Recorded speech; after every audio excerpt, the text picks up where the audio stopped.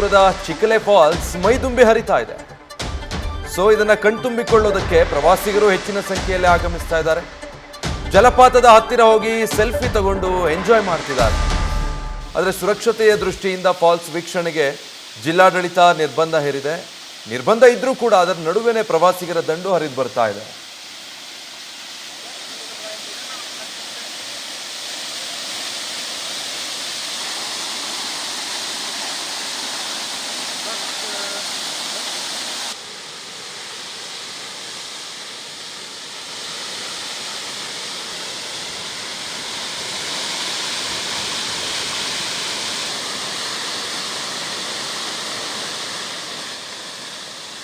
ಇನ್ನು ಚಿಕ್ಕಲೆ ಫಾಲ್ಸ್ ರಮಣೀಯ ದೃಶ್ಯದ ಬಗ್ಗೆ ನಮ್ಮ ಬೆಳಗಾವಿಯ ಪ್ರತಿನಿಧಿ ಶ್ರೀಕಾಂತ್ ಒಂದು ಪ್ರತ್ಯಕ್ಷ ವರದಿ ಕೊಟ್ಟಿದ್ದಾರೆ, ನೋಡೋಣ.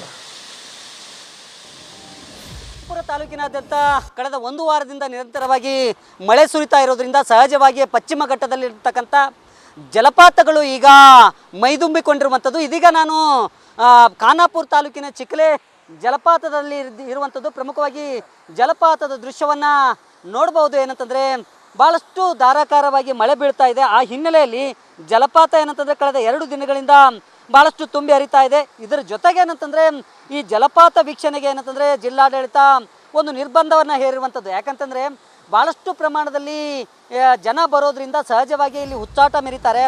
ಹಾಗಾಗಿ ಅವರಿಗೆ ಕಡಿವಾಣ ಹಾಕುವ ನಿಟ್ಟಿನಲ್ಲಿ ಈ ಒಂದು ಜಲಪಾತಗಳಿಗೆ ನಿರ್ಬಂಧವನ್ನು ಹೇರಿರುವಂಥದ್ದು. ಪ್ರಮುಖವಾಗಿ ಹಸಿರು ಉಡುಗೆ ತೊಟ್ಟು ಆಗಾಗ ಪನ್ನೀರು ಬಿಸುಕುತ್ತಾ ಇಳೆಯನ್ನು ತಂಪಾಗಿಸುವ ಮಳೆಯಂತೆ ಏನಂತಂದರೆ ಈಗಾಗಲೇ ಏನಂತಂದರೆ ಮಳೆ ಬೀಳ್ತಾ ಇದೆ. ಇದರಿಂದಾಗಿ ಜಲಪಾತ ಭಾಳಷ್ಟು ಏನಂತಂದರೆ ಮೈದುಂಬಿಕೊಂಡಿರುವಂಥದ್ದು.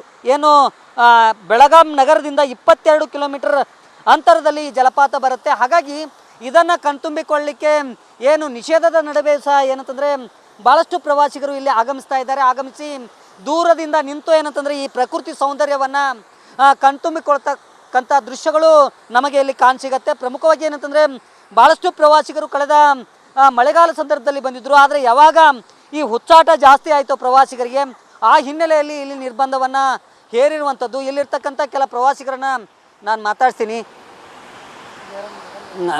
ಎಲ್ಲಿಂದ ಬಂದಿರಿ? ಖಾನಾಪುರ. ಕನ್ನಡ ಬರುತ್ತೆ ಅಲ್ಲ? ಈಗ ಏನು ಪ್ರತಿ ವರ್ಷ ಬರ್ತೀರಿ ಇಲ್ಲಿ? ಹಾಂ, ಕಂಟಿನ್ಯೂ ಬರ್ತೀವಿ ಸರ್.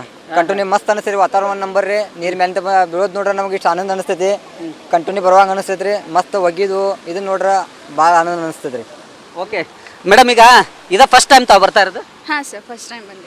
ಏನು ಅನಿಸ್ತಾ ಇದೆ? ಯಾಕಂತಂದ್ರೆ ಇಂಥ ಪ್ರಕೃತಿ ಸೌಂದರ್ಯ ಜೊತೆಗೆ ನೀರು ಭಾಳ ಚೆನ್ನಾಗಿ ಅನಿಸ್ತಿದೆ. ಫುಲ್ ಮಂಜಿದೆ ನೋಡೋಕ್ಕೆ.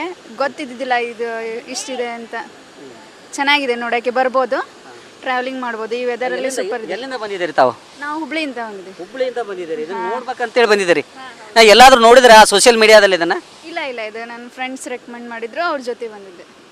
Thank you. ಈಗ ಬರ್ತಾ ಇದ್ದೀರಿ, ನೋಡ್ತಾ ಇದ್ದೀರಿ. ಏನು ಇದ ಫಸ್ಟ್ ಟೈಮ್ ಬಂದಿರೋದಾ ಇದನ್ನ? ಸರ್, ಫಸ್ಟ್ ಟೈಮ್ ನೋಡಿದ್ರಿ ನಾವು ಚಿಕ್ಕಲೆ ಫಾಲ್ಸ. ನಾವು ಗೋಕಾಕದವ್ರಿ. ನಾವು ಪ್ರಾಪರ್ ಮಹಾರಾಷ್ಟ್ರದವ್ರಿ, ಗಡಿಂಗ್ಲಸ್ದಿಂದ. ಬಟ್ ನಮ್ದು ಗೋಕಾಕ್ ಬಂದಿದ್ದು ರೀ. ನಮ್ಮ ಫ್ರೆಂಡ್ ರಿಕ್ವೆಂಡ್ ಮಾಡಿದ್ರು, ಇಲ್ಲಿ ಬರ್ರಿ ಅಂತ ನೋಡ್ರಿ, ಫಾಲ್ಸ್ ಚಲೋ ಐತತ್ತ ರೀ. ಮತ್ತು ಭಾಳ ಸೋಷಿಯಲ್ ಮೀಡಿಯಾನಾಗೂ ನೋಡಿದೇವೆ ರೀ, ಇನ್ಸ್ಟಾಗ್ರಾಮ್ನಾಗ ಅದು ನೋಡಿದ್ದೀವಿ ರೀ, ಇನ್ಸ್ಟಾಗ್ರಾಮ. ಮತ್ತು ಎಲ್ಲರೂ ಬೆಲ್ಗಾಂ ಮಿತ್ರ ಅವ್ರು ಎಲ್ಲರೂ ರಿಕಮೆಂಡ್ ಮಾಡಿರಿ, ಫಾಲ್ಸ್ ಚಲೋ ಐತಂದ್ರೆ ನಾನು ನೋಡೋಕೆ ಬಂದಿದ್ವಿ ರೀ. ಬೆಳಗಾವಿಯಿಂದ ಕೇವಲ 44 ಕಿಲೋಮೀಟರ್ ಅಂತರದಲ್ಲಿ ಈ ಫಾಲ್ಸ್ ಬರುತ್ತೆ. ಈ ಫಾಲ್ಸ್ ಏನಂತಂದರೆ ಭಾಳಷ್ಟು ಪ್ರಸಿದ್ಧಿಯಾದಂಥ ಫಾಲ್ಸು. ಜೊತೆಗೆ ಇಲ್ಲಿ ಬರಲಿಕ್ಕೆ ವಾಹನದ ವ್ಯವಸ್ಥೆ ಯಾವುದೂ ಇಲ್ಲ.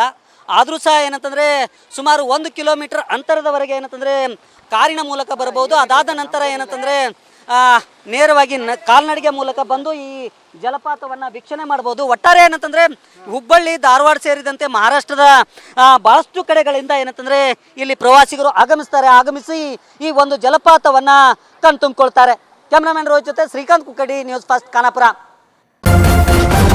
ನ್ಯೂಸ್ ಫಸ್ಟ್, ನಿರ್ಭೀತಿಯಿಂದ ನಿಮ್ಮ ಪರವಾಗಿ.